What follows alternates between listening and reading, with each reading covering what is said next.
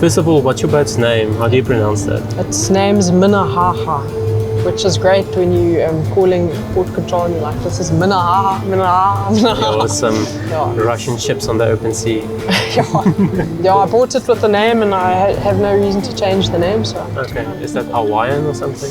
No, it's actually from Native American language, Dakota, and it means laughing water, so it's kind of a nice meaning, and Minnehaha was a mythical figure. And where did you find the boat? I found the boat up in Newfoundland, and at the time there were only 3 on the market, and I saw this one and I really liked it because I saw one in Seattle and the other one was in Italy. I didn't see it. So. And as I understand it, you had a bit of difficulty getting onto the boat because of COVID restrictions? Yeah, because I saw the boat end of 2019, came home to South Africa, and then I bought it from South Africa in the beginning of 2020, and then I went to Maine, and after that I would have gone to Newfoundland to get the boat, but then the pandemic happened and it took me right up until November of 2020 to actually find a way to get to the boat. Yeah, okay. So, yeah. That's crazy. We've also had lots of issues with COVID. I bet. We bought our Ocean Globe race boat, sight unseen, in the Caribbean. Really? Wow. Sure. Okay. And then Mark sailed it back for us. Oh, okay. So it was a mission. Sure. And was it in good condition, sight unseen, or were there a few surprises? There's always surprises. Even seen there's surprises, but yeah. So what surprises did you have on this boat? I kind of knew that I was in for a few surprises because these Cape Georges are known to have bulwark problems because the bulwarks are built of Douglas fir wood, and a lot of them had rot. And some of them had rot in the beams, and the boat had teak down the decks and in the cockpit and everything, and you never know what's sitting under old teak. You know, I knew there's a good chance I'm going to find rot in the bulwarks, but it was things that you couldn't determine unless you did destructive surveying, which you can only do once you purchase the boat. Yeah. So I was hoping for the best, but ready for the worst, and we did find all those problems and more, and opened up many cans of worms. And when I saw you at the Royal Cape Yacht Club the other night, I asked you about the bulwarks, and you mentioned that you didn't actually have any rot in deck beams or anything like that. No, the deck beams were good. Yeah. There was a bit of rot. Well, the bulwarks were rotten for sure, but the deck beams were good. So what did you replace the bulwarks with? We replaced them again with Douglas fir. Oh, okay. But the thing is, we went to a lot of effort to make sure that water wouldn't come in where it might previously come in. Like even when we cut those scupper holes, we cut the holes and then we made plugs out of foam, and then we put perspex on both sides, and then we injected that with epoxy, so you got this perfectly clear form but totally sealed. So we try to mitigate water entering as best we can. Yeah, but this is a very traditional boat with the wooden deck beams, and so with wooden boats, wood is often seen as sacrificial. So I guess if you have to replace the bulwarks again in 50 years, then... Yeah, and I mean, look, the boat's also launched in 88, like your boat. Okay. So, and also this boat lived through those high latitudinal, high up north Canadian winters where it was going through freeze-thaw cycles, and I don't think that's good, because I think that's the problem, is you get a bit of moisture in the wood and then it expands and contracts constantly. So. Okay, what can you tell us about this bowsprit specifically? What I'm thinking about is how wide it is. Like, you've got such a big surface to walk on. Sure. Well, it's actually brand new, because that was another thing we replaced, was the bowsprit, because it was delaminating and had a bit of rot in it. So this is also Douglas fir, and Douglas fir is hard to get. So fortunately, I have a friend who grew up on a tree farm in the on the west coast of the US, and her father donated the Douglas fir to Okay, that's awesome. It looks like very clear, straight grain, so that's important. Yeah, exactly, and it's quarter sawn, so it's structurally really strong. That's brilliant. So, and then you've got, it looks like teak pieces on the side of the Douglas fir. Is it important to be able to walk up to the... For me it is, you know, because if I have to intervene because there's something on the furlough, if I want to drop the sail or stitch it or whatever, I can actually very comfortably walk up there, or, you know, if I want to hoist a code 0 and rig it or whatever, I can do a lot over there and feel comfortable and safe. And it's a super cool place to stand on while you're sailing, because you can see the bow wave and you can see the dolphins. It's a nice place to hang out in trade wind conditions. Nice weather, it's a cool spot. So. And so what sail do you have on the furlough at the moment? So on the furlough I've got a Genoa, kind of something between a Genoa and a working jib. Okay. So it's like 100% or 130? It's quite a bit smaller than that, and Okay. that's the amazing thing is people say, sheesh, but you could have had a bigger Genoa, which you could, or you could just have a Code Zero. But once you unfurl that thing, this thing powers up like crazy. You know? So it's a bit of a liability for you to have sails that are too big on the bowsprit. You know, I haven't really tried a much bigger Genoa. I have one which I'm going to try on my way up. I just couldn't on the way down because the luff was too long, but I've had that altered now. Okay. So I'll try it out. I think in light winds it'll be really nice, but Yeah. there's a reason why they designed it with those high clews, and that's because it seems to work. Yeah, but the high clews also keep the sail out of the water. Exactly, in and certain if you've poled conditions. it out and the boat's rolling or whatever, you're not having your pole dipping in the water. And Exactly. And you can see under it, you don't have a massive blind spot in front of you, Yeah. so it does have its benefits. Yeah, and you don't want to put your poles at risk since they're part of your jury rig. Well, exactly, yeah, and you don't want to lose your poles either. Yeah, I know Susie lost the pole overboard Yeah. in the Atlantic, I think, and then Oh, right, yeah. so when she had to make a jury rig, she only had didn't. one pole left. Shame, man, yeah. Anyway, and then I see you still have a windlass on the boat, which is Yeah. that a requirement for the race? I don't believe it is a requirement, and it's quite kind of a cool windlass because it only has a tiny little hole where the wires go through. So Okay, for cool. me, I've left it on now because I might want to go and anchor off Madeira or something on my way up to France or wherever. So it's nice to have the anchor set up. But for the race, it's unbolting 4 bolts and filling up that hole with Sikaflex or something, and then the windlass is gone. But I'll see whether I leave it there or not. You know, there are times when you might need the windlass, the power of the winch or something for something, you don't know, but That's true. You never know. you never know. Shit But hits the fan sometimes, and then you need to improvise. So, exactly. So yeah, I'll see if I leave it or if I don't. Or and then you've got like a cool inner forestay, and it looks like stay lock fittings. yes, So everything's. do you carry spare wire? I've got spare wire, but it's just galvanized wire. It's not stainless, and it's much more flexible, so I can pull it up easier. And I've got spare fittings, and I've also got one thing that you can actually join, like a wire joiner. So, Okay, that's awesome. And so obviously you hang on other jibs on this. yeah, so the stay sail gets hanked onto this one, and this boat sails beautifully like a cutter. Like it really works with your main, with your stay sail, and with your jib. Like anything slightly after the beam right to as close as you can get to windward, it sails really, really nicely. So, Do you plan on using your storm jib in the Southern Ocean, or is it going to be mostly a staysail? I do have a storm jib, and I think I would use it because the staysail is quite a big one. So, but in saying that, I left Canada in 45, 50 knots, and I left it under try-sail and stay-sail Okay. with the wind on the beam, Yeah. and the seas and everything on the beam, and that it worked. So it but must I have been think flying. so. Yeah, no, actually, I mean that was my first sort of longer passage and strong winds with the boat, and we averaged 6.5 over 24 hours, so that was quite nice. Yeah, that's awesome. Because I know a lot of the previous Golden Globe guys decided to forego with the storm jib, and they mostly used the staysail in the Southern Ocean to keep the boat moving as opposed to slowing it down. Yeah. So I was just curious, but it depends on your sailing experience, I guess. Yeah, look, I mean, if the wind's getting up to 60, 70, I'd rather not have the staysail, because then your boat's probably moving under windage. And you don't want to come up here to do sail changes in 70 knots, really. So yeah, and actually, pretty cool idea of Jeff Meeks from North Sails was to have a staysail, a storm jib that you can hang onto the this stay, but otherwise you can also loose luff it and just tie it to the Samson post. Okay. So if you had your staysail and it's down and all the hanks on, you don't want to take it down, you just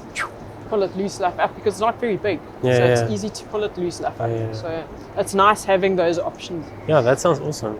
Yeah. That makes the Samson post so versatile. Yeah, and you know, someone said, why don't you chop the thing off? And I'm like, no, because it's structural, because it's got the wedge that holds the bowsprit, and it goes right down to the stem, so it's super strong. Cool. Yeah, cool. And then you kept most of the old port lights and so on. Yeah, I kept all of the old port lights just because they're nice, strong, and I don't really know what I would have gained by taking them away. But they did leak. And they were leaking from Canada to Cape Town. So what I did for all of them, which is 10, so it was a big job, is I pulled the frames out from the inside, and I've sanded everything and faired it and painted it again because I had to damage it. But then I bolted it right through. I see.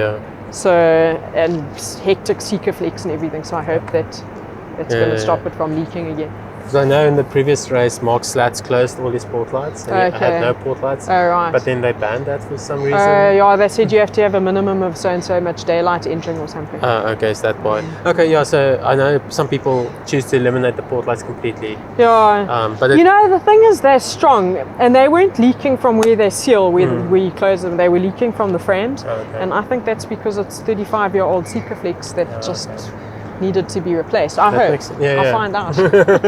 How do you attach the poles for your jury rig? Do you have attachment points on the deck? Yeah, actually, because what we did also is we changed the chain plate setup on this boat, and we made external chain plates where there was just like a strip of stainless strip bolted onto the bulwarks. So when we did that, we put backing plates on the inside, and we put those hooks, those like eye hooks on there. So actually the spinnaker beak just clips on there. Oh, I see. Okay. And then I've got a little creaky on top that you stick the receptacle part up on top. Okay, cool. That's awesome. And then you chose to keep the original Dorades, obviously. Yeah, that's some good character. Yeah, and you know what? I noticed in the tropics that it was great to have them because it was so hot and I don't really have a tarp or anything for shade. But if I lay on my bunks down below there under the Dorades, at least there was a bit of through flow of air. So I like them, but then if it's too stormy, then I just spin the Dorade off and I put one of those caps on and then it's closed. Oh, that's awesome. Because I did really once take a wave over it and then it was a rude awakening. What do you think of your new mast after 8,000 miles? I'm very happy with it. It's quite a thick section. It's obviously exactly the same length. It's from Z-Spars? It's from Z-Spars, exactly. We got it from U-Spars in Florida. And the reason we chose it, actually we had some naval architects give us the input and they found the section to closest match the old wooden section that we had. And they said, and it made sense to me as well, the old mast was wooden and it was heavy. So this is a bigger section than it had to be. Maybe you could have gone for a smaller or even 2 size smaller section. But it was designed with a heavy mast, so it's still much lighter than the wooden mast and it's just ragged. So I'm really curious about these winches. Are they original to the boat? They came with the boat, John. Okay. What type are they? What are they? They're in Pacific Industrial. What are they? I've never heard of that. Cathay Industrial. There we go. Okay. I've never heard of them either, but I took them apart and everything looked rock solid, so I put them back together. And most of everything in there, the bearings and the little springs and everything, they're all standard, so it's not like I was going to sickle to get spares. The poles and the springs and stuff. Yeah. A massive tiller. Is this Douglas fir as well? The tiller is actually made of ash, and it's not the tiller I got the boat with, but the yard, Cape George yard, made this tiller. And it's exactly the same tiller, but it's made of ash, because the other tiller was delaminating. Actually, we fixed it up afterwards, and I thought, shouldn't I take it as a spare? But then we had a new one, so. And then I'm really curious to ask, what is that Luma winch for? It's just for anything and everything. Like, I put blocks on those eye pads there on those backing plates, and then I can have a sheet coming from a storm trysail and going onto that winch, or anything that I need. I noticed when we did the jury rig test run, that winch came in really super handy. So I just thought, instead of putting a second pair of winches here in the cockpit, because there's not that much space, you don't really want it right in the cockpit, I thought just put one central winch at the back. All-rounder. An all-rounder. If you suddenly need it to furl or whatever, it's there. I mean, it's a bit inconvenient because you've got to go to the back of the boat, but most of the time I don't need it, and if I need it, it's a good thing to have. So I thought that the original intent might have been to retrieve like a drogue, like a Jordan series drogue. Oh, right, yeah, no, that's, I mean, I'm do sure you carry a drogue? I don't. I'm going to go the warp way. Okay. So, yeah. Just, are you planning on just having a big loop?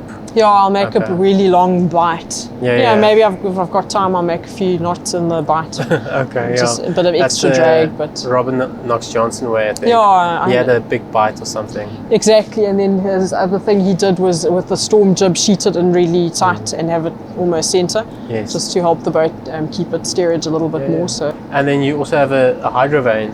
Yes. Which is very common for GGR entrants, I think. Yeah, and it served me well coming down from Canada, so I'm pretty happy with it. It steers the boat. This boat anyway holds its course nicely, which is another reason why I wanted it. Tracks well, but with the hydro vane, lovely. So you lock the tiller in place and just use the hydro vane? Yeah, I just got these bungees here with just normal rope, and I make a rolling hitch with both, and then it can, you know, do its thing a little bit because it's just bungee. But you know, if you had a bit of weather or lee helm, you could favour it over in one or other direction just by tweaking up the bungee. So getting the boat to hold its course is quite a thing of tweaking the hydro vane or putting it on whatever course angle you want, tweaking the tiller, tweaking your sails until you get the perfect kind of combination. So one thing I want to ask you, I know the hydro vane has got the auxiliary rudder set up, but then it has like a bolt or something that you can undo to take the whole thing off. And I think that bolt has got a service life, I think. You have to replace it like every X amount of miles. Oh right, I better find out about that. I know hydro vane, if you buy from them, and I bought mine new, then they supply you with a spares kit.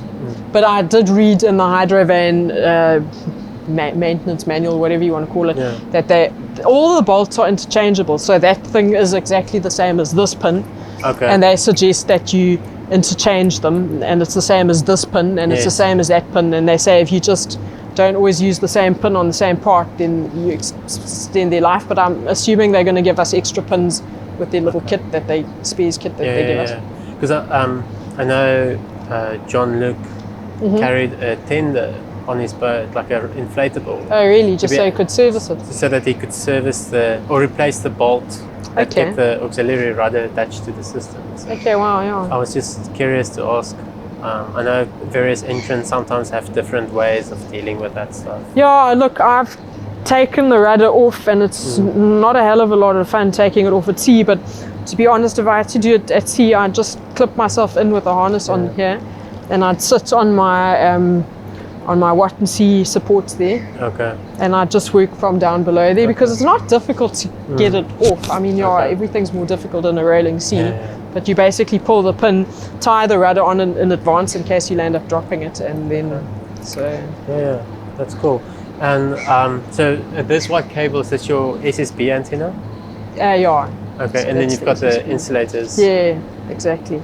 Okay. Do you run your weather facts and your SSB off the same antenna? No, it's not me who knew about this. So someone much more clever than me who told me you can actually connect your weather facts, depending on what kind of a weather fax it is, but you can connect it onto one of your shrouds or something like that, which was easy for me because I've got the bolts coming through the hull. And then I just put a cable on. Okay, that's very convenient. Really convenient and super easy, cost you nothing. And I see you've got these Bomar waterproof hatches down here. They're extremely robust hatches, these. They're very cool, and they flash. Because the boat came with wooden hatches, because everything was, so much of it was wood. Even those Vitus hatches were wood, and you couldn't open them from the outside, which was a requirement. But these are flash, whereas the other ones stood this far off the deck, and they were real toe stubbers. So and so is this just storage into your lazarette? It's just, this is a gas locker, and it's got ventilation and everything, and the engine can also ventilate itself into this locker, and I just have okay, cool. So are they watertight? They're watertight. So. That's amazing.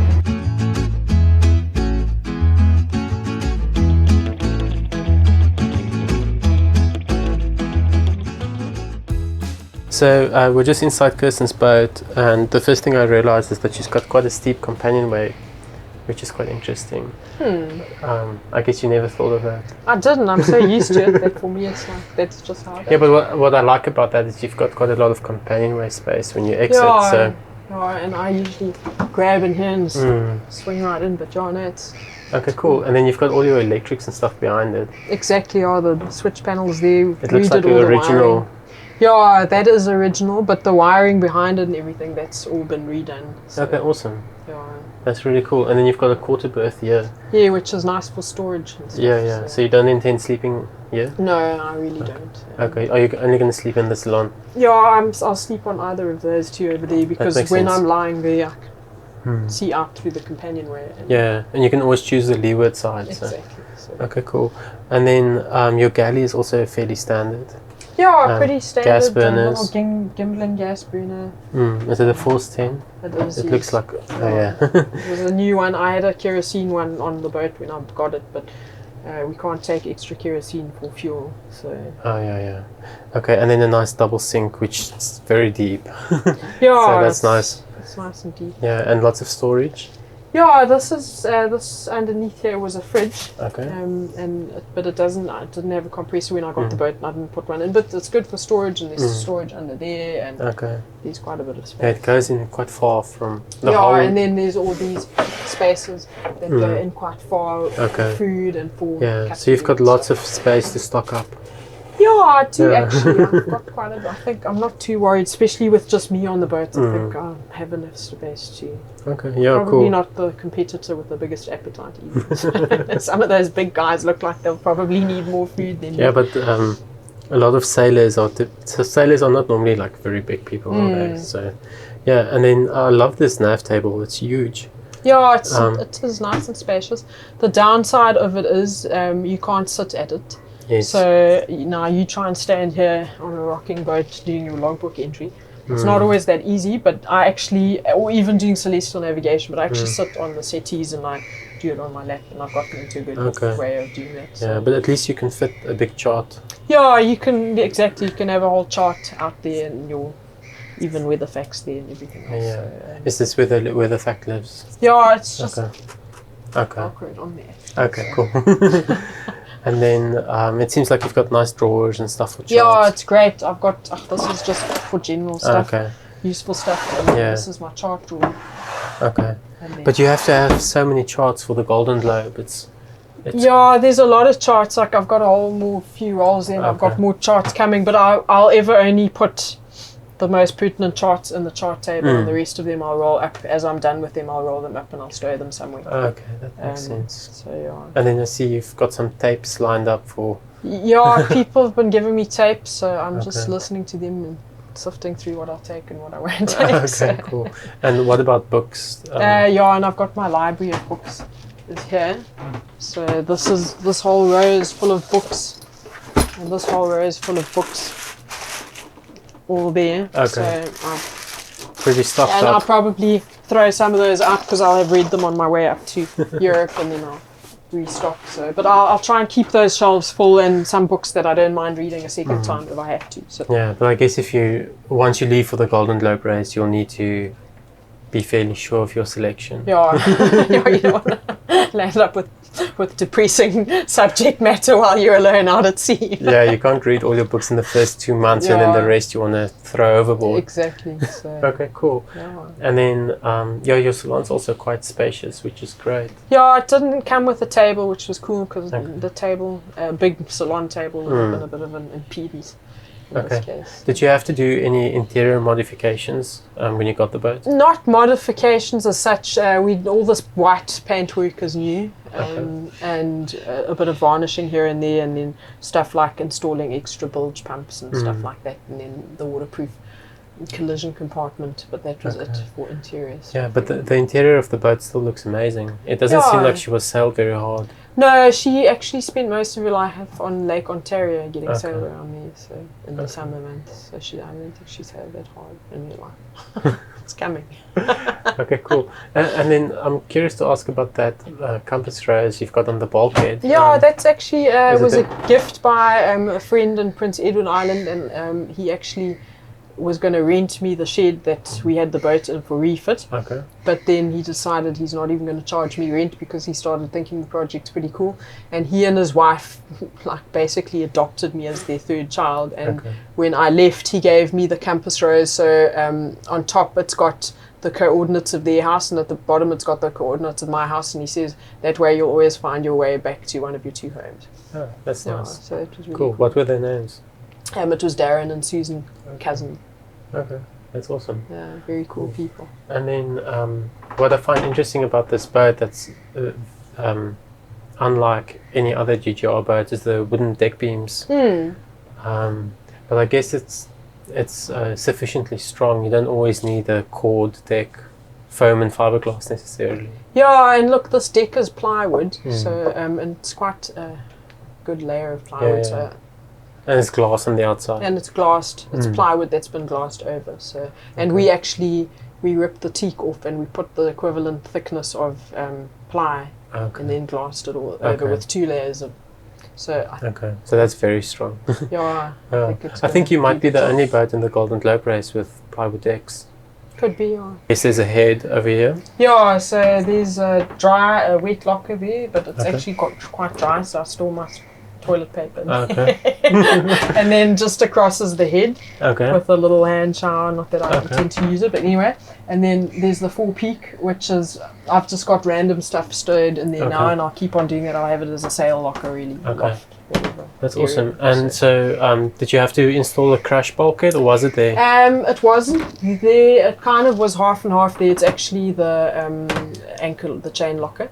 And that has enough volume for the requirements to be a collision compartment. So I didn't have to do much because it was already there. I just had to add a few things. Did you have to make it waterproof though? Yeah, but now what I'm going to do is I've still got you'll see if you go in there, but I've still got the normal little doors to access the chain locker, and I haven't taken them off yet because maybe I want to anchor somewhere.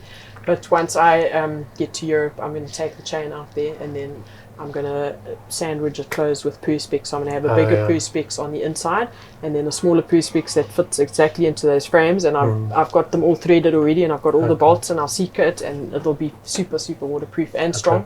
And you'll see if there's water in because it's see-through. So that makes a lot of sense. Then I can take all that off and turn it back into what it is now. Yeah. In case I want to, or someone else who wants to buy it, or something like that. So. And then do you stow your chain further? Yeah, I'm not like at the moment. I've got 60 meters of really rock solid chain, which obviously I don't need for the race. Hopefully not. And it's not like you need the extra ballast. No, exactly. So I'll take that out, and I'll just take the required 15 meters of chain, and I'll stow it somewhere else. And because that whole section has to be totally sealed off, So thanks for showing us around. Yeah, sure. It was very interesting. It's a lovely boat. Oh, thanks. It's got lots of character. Yeah, thank you.